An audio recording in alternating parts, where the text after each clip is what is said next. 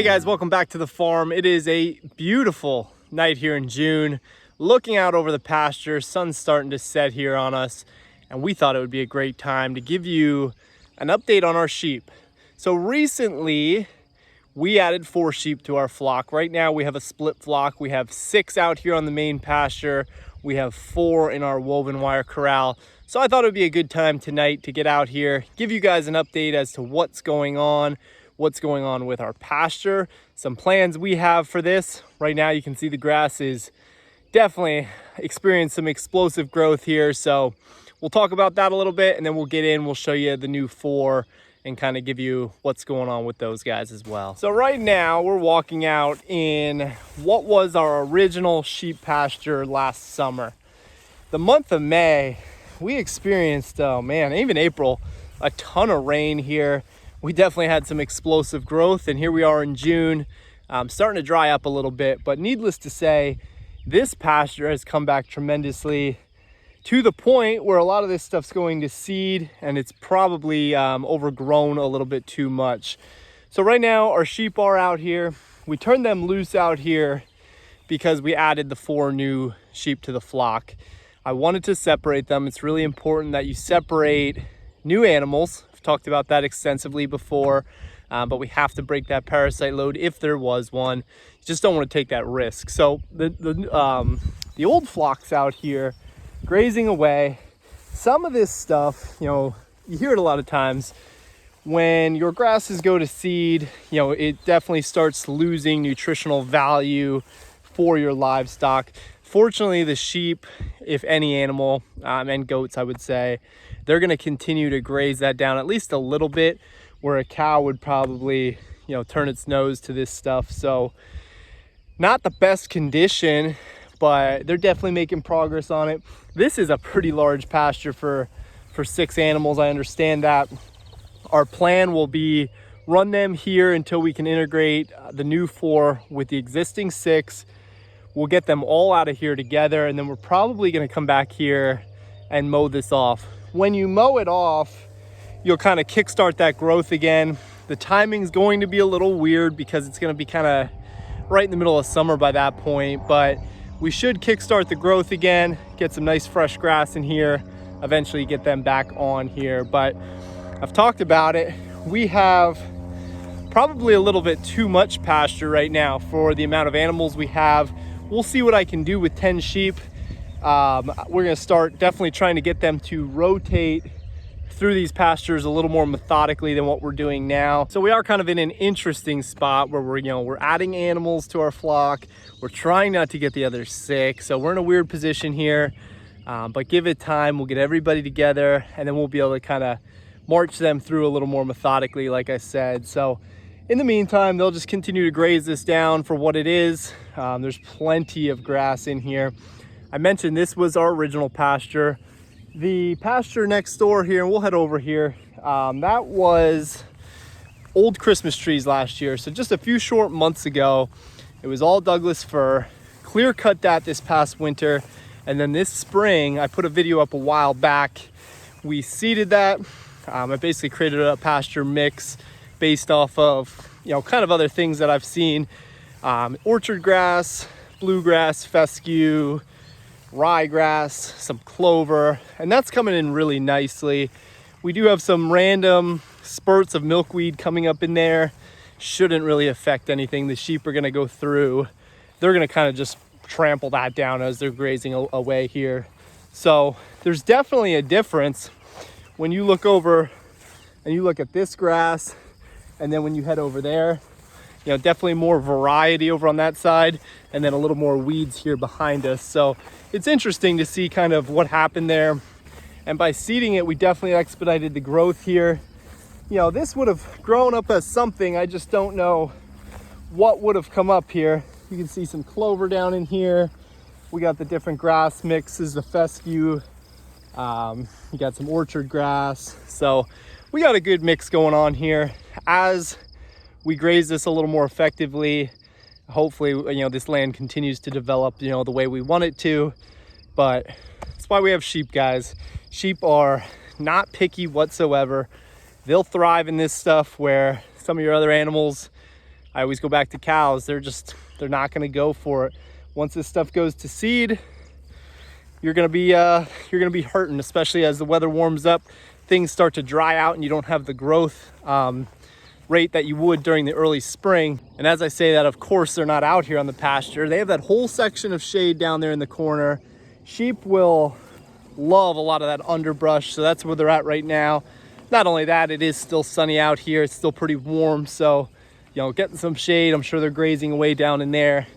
I'm not gonna be able to walk through that, so I won't be able to get down there and actually show you guys what's going on. And the cool thing about sheep is they're just gonna graze away. They're always on the move. They tend to be creatures of habit, kind of taking circles around the pasture. And I do think that's important when you're considering grazing sheep, that if you're going to rotate them, give them appropriate size paddocks. That way they are able to move around a little bit. We'll have them on here for another 2 to 3 weeks, maybe, hopefully not much longer than that. Then we'll let this rest. Like I said, I'll mow this off, kind of give it a fresh kickstart here. And then obviously later on in the summer, we'll get them back on here to graze this a little bit further. So in the meantime, we'll go give you an update on what's going on with the new sheep. Hindsight on this one, obviously I would have got more animals. That's something I'm still working on. I still would like to add a couple. My initial goal, and I don't know if any of you guys remember me saying this, my initial goal was to get to 10 this year. We certainly did that. I was more so hoping to get there through lambing, but we ended up going out. We bought a couple more here that we're about to show you. I'd still like to get to, I don't know, at this point, maybe we add 3, 4 more, 5 more. We could make it an even number. Seem to like those even numbers, so get to 15. That would be pretty cool as well. And I do have to kind of slow myself a little bit and kind of rein it back. Sometimes you get excited about this stuff.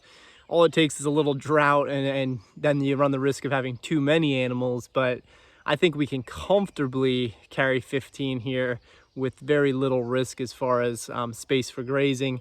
Again, that is 2 full patches, or used to be patches of Christmas trees over there. And I don't know if you guys can see to the top of the hill. I mean, it's quite a ways up there. So eventually this stuff will all be clear cut as well. So this entire hillside will be pasture.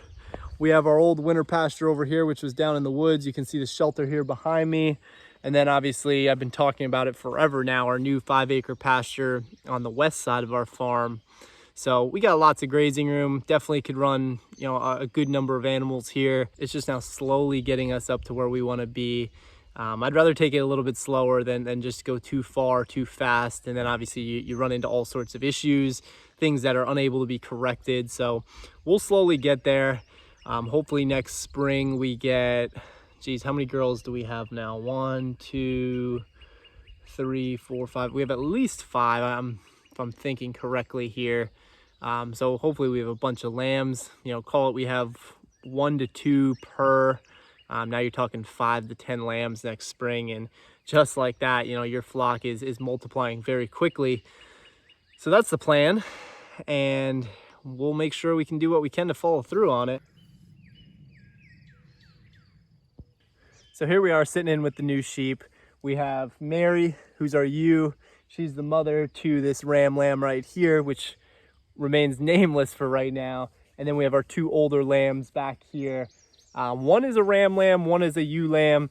So the question might come up, why would we go ahead and get 2 ram lambs? Well, really the idea for one is to put some meat on the table, and then the other one I'm going to keep around here to pair up with Spot.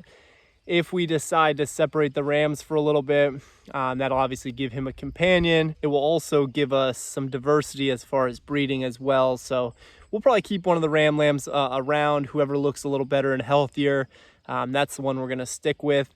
The other one, again, we'll get processed here probably late fall, maybe early winter, sometime in there. But of course, they're going to walk away from me, so let's go see what they're up to. Now, I know we said this before when we picked them up and we introduce them to the farm for the first time.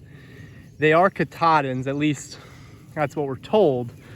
The one thing about anytime you're picking up animals is you really truly never know their roots. And it's not that anyone's being dishonest or anything like that, but it all comes down to, you know, think about where they got their animals from, and then the person before that. You know, those genetics have gone a long way. There's a potential that they were crossed somewhere along the lines.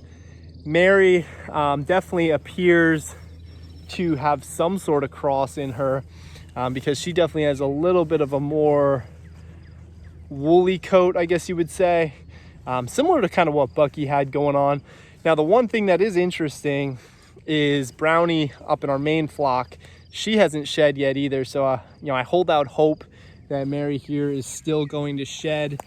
We will see kind of what happens as time goes along and the weather really warms up here. I don't want to shear, guys. That's the last thing I really want to be doing here, but obviously we got to take care of her. So hopeful, fingers crossed, that she starts to shed a little bit. Now the others, and her lamb, interestingly enough, looks exactly like a Katahdin lamb, right? So kind of that fluffy white coat that a lamb would have, and really nothing else that leads me to believe she's anything different. And the other two lambs, they were born in late February. They're already shedding off a little bit. You know, they did have a little bit of a longer coat already because they're a couple months older. So I truly do think that these were mainly Katahdins. There's always a chance, as any time that you pick up animals from other farms, that there's a slight cross involved, and that's okay as long as we have Katahdin as the dominant breed.